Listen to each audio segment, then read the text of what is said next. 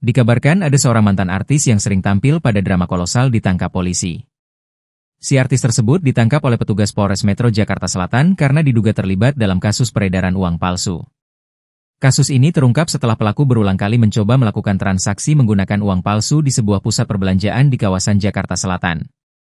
Kanit Ranmor Satreskrim Polres Metro Jakarta Selatan, Ibtu Teddy Rohendi, menyampaikan bahwa SKW ditangkap saat mencoba menggunakan uang palsu dalam transaksi pembelian di salah satu mal kawasan Kemang, Jakarta Selatan. Polisi menyita barang bukti berupa uang palsu pecahan Rp100.000 sebanyak 2.235 lembar.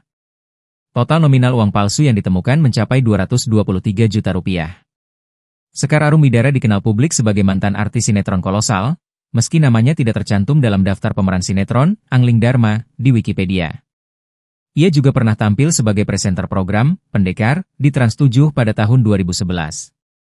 Setelah tidak lagi aktif di dunia hiburan, perempuan kelahiran Jakarta tahun 1983 ini memilih berkarir sebagai karyawan swasta dengan profesi sebagai profesional konsultan.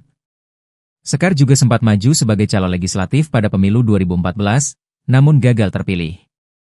Kini Sekar Arumidara telah ditahan dan menjalani proses hukum atas dugaan peredaran uang palsu yang meresahkan masyarakat.